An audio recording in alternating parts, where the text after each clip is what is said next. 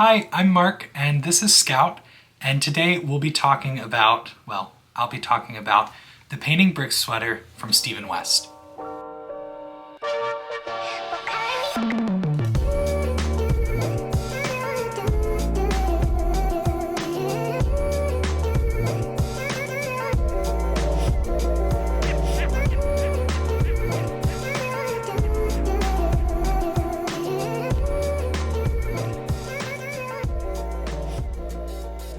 I've been knitting for the last 5 years, and sweaters have become my favorite project to make. So let's get started. Stick around to the end to see my overall rating and to see a couple disappointments I had with the pattern. Let's begin by looking at the pattern on Ravelry. I'm typing Painting Bricks into my search box, which leads us to this page of results. If you're not already familiar with Ravelry, it's a great pattern resource with hundreds of thousands, if not millions of patterns listed, and it's free to use. If you'd like to narrow down your search results, you can use the filter along the left-hand side of the page, where you can select the type of craft, knitting versus crochet, the weight of yarn, yardage used, language of pattern, pattern rating, etc. Here with the results, we see several Painting Bricks themed projects: shawls, socks, mittens, hats, and the sweater, of course, that I'm discussing in today's video. You might notice a heart next to this pattern. That's because I've saved it to my favorites. If you create a free account on Ravelry, you can save patterns as you find them to your favorites so that they're faster to find in the future. Once on the pattern listing, I'll see a lot of really important information about the project. Here we see the price of the pattern. Sometimes these are free. We'll see several picture examples of the finished object, and I can scroll through here to get a better look. It's nice to look at these pictures because you'll not only see a variety of colors and fibers used, but you'll also see a variety of body types and sizes, which can help you make a better decision about whether or not you'd like to make the garment for yourself.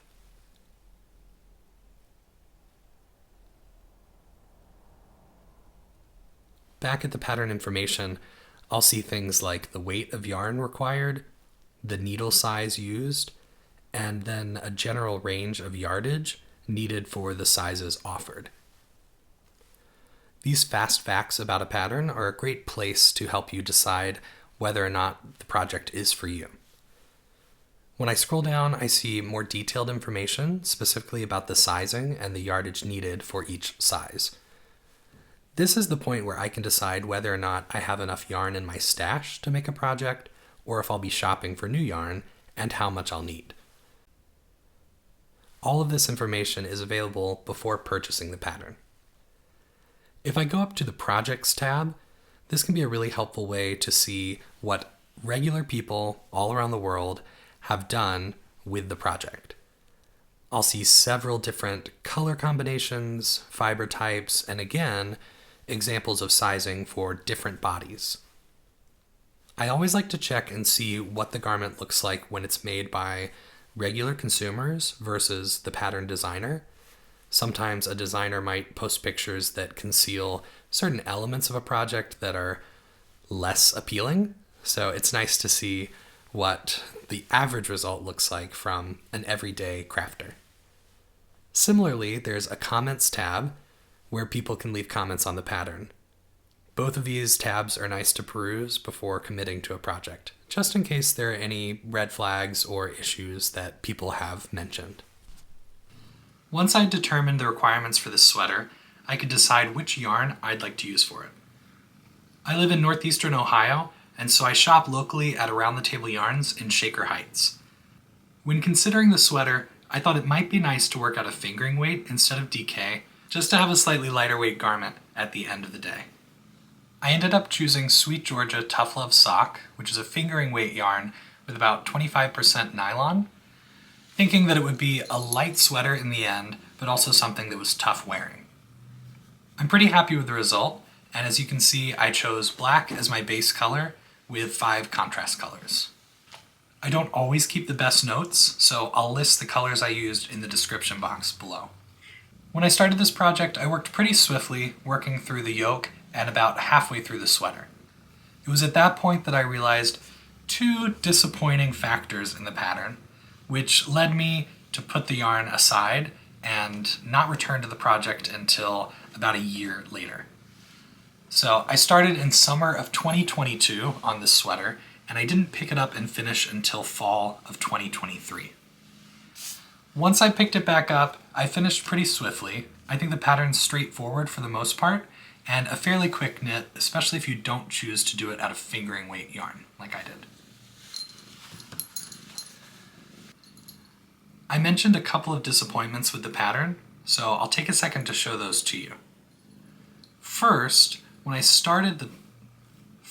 cast on the sweater, I didn't realize that the join is at the front center of the neck, which is the last place I would want to have to bury an end. In hindsight, if I had realized the orientation of the sweater, I would have put that join on one of the sides or possibly along the back shoulder. Speaking of joins, the biggest disappointment I had in this pattern is where the seam is placed. When you start a sweater, it can be difficult to tell the orientation of the finished garment, and that's the case I had with this pattern. I realized once I was about a third of the way through the sweater that the seam is placed down the center of the back. That means all of the jogs and the color work, which happen often, are directly down the center of the back. I guess I appreciate that they're not anywhere on the front, and it's kind of nice not to have any joins along the sides of the sweater, but if I have someone standing directly behind me, I really don't want them to be staring at the seam or the jog of all of the colorwork rows. Since this pattern comes from such an established designer, I was really disappointed that there was no note or asterisk or tip letting me know that if I didn't want the join to occur in the center of the back, to move it early on in the pattern.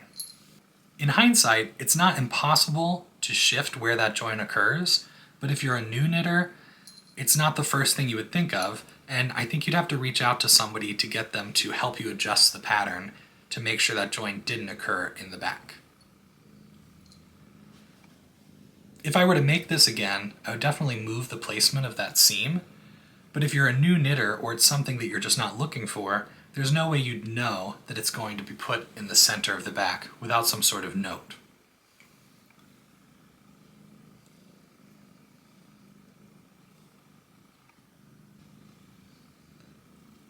Another frustration on this same point is that the example pictures on Ravelry don't all show the center seam in the back. Some of the pictures, when I looked more closely, actually show the seam along the shoulder, which is nowhere listed in the pattern, but it makes sense that someone would move it there. Because I chose to work out of a fingering weight yarn, I knew I would need to adjust my gauge. After working on a gauge swatch, I decided to go down one size in needles, so I worked the body on a 3.75 millimeter instead of a 4, and the ribbing was worked on a 3.5 millimeter instead of a 3.75. So I only had to shift down one needle size in both aspects. Additionally, I worked one size larger than I would normally choose for myself because my stitches and fingering weight were smaller than the stitches would have been with a DK yarn. Because the sweater is worked top down, by the time I finished the garment, the weight of it and just the general construction resulted in having a pretty large neck opening, which I don't love. I prefer necklines on my sweater to be fairly close so that it doesn't require a terribly specific style of shirt worn underneath. I've actually gone in and added an inch around to close up the neck opening. Because the yarn is black, it's not terribly noticeable, but if you were up close in good lighting, you would see the added ridge. So that's another point that I would adjust if I were making this again. By the time I finished the sweater, I had a good deal of yarn left over, especially in the contrast colors. Out of my fingering weight skeins, I'd say I had half of each skein remaining. In the future, this would allow me to make another project with the same colors, or I could do another painting bricks style project, whether it's a hat, a cowl, etc. Overall, this was a really enjoyable project, and I'm pretty happy with the resulting sweater. I'm going to take a moment just to go through my notes before giving my final ratings. As we already talked about, the cast-on starts in the front center of the neck. I would definitely move that if I were doing this sweater again. Following the short rows, The seam for the colorwork is placed directly down the back of the sweater. I would definitely change that in the future, and I'm really bummed that that's where it was placed in the design. The distance of the repeated colorwork rounds necessitate that you cut the ends, which means at the end of the project you have dozens of ends to weave in. I wish there had been a note about anchoring or weaving in these ends as you go, mostly to help disguise that seam since it has to be placed somewhere. I think I've covered all of my cons at this point. For pros, the sweater was fairly quick to knit. It was an enjoyable, engaging pattern, enough variety to keep you interested while still being able to take it on the go and not having to stare at your pattern every stitch. I'm also really pleased with the look of it. I think the design feels fresh, sort of young, maybe vintage in a way, and I like that the finished look is pretty limitless depending on the colors and texture of yarn you choose. Now I'll give my final ratings. Each category will be rated out of 5 possible stars, starting with clarity. Here I'll evaluate the clarity of the pattern, considering if there were any curveballs or missing information. Category 2 is speed or ease. Even if a pattern looks complex, it might have repeating motifs or pattern instructions that make it so that you can work the pattern without having to read line for line or follow a chart for every row of the garment. It's nice to work a pattern like that because it helps you get it on and off the needles a lot more swiftly. Third, I'll consider the overall look of the garment or design. And fourth and finally, I'll look at the wearability. Sometimes a sweater or a garment looks amazing, but is ill-fitting or challenging to wear for whatever reason. For clarity, I'll give this pattern a 4 out of 5. The reason I'm docking 1 point is because of the missing information regarding the placement of the seam, the cast-on join, and for a sweater with this many ends, I would have liked a helpful tip or instruction on how to anchor those or weave them in as I worked the project. Next, for speed and ease, I give this pattern a 5 out of 5. I thought it was really straightforward. It's made up completely of knits, purls, and slip stitches, and the pattern is memorable enough that you don't have to stare at the instructions once you get going. Next, we have look. Here, I'm going to give the pattern a 5 out of 5. I think the sweater looks great. I've gotten a lot of compliments on it, and it's something I think I'll continue to wear for several seasons. And my final category is wearability.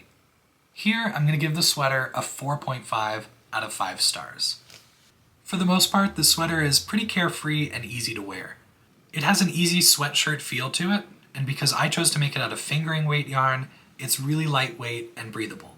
Even if you made it out of DK, I think it would still be a light to medium weight sweater that you could wear often. I docked half a point simply because of that back seam. It takes away from the finished look of the sweater, and I also would have liked a neckline that came in a little bit more without so much stretching. If my math is correct, overall we give this sweater a 4.6 out of 5 stars.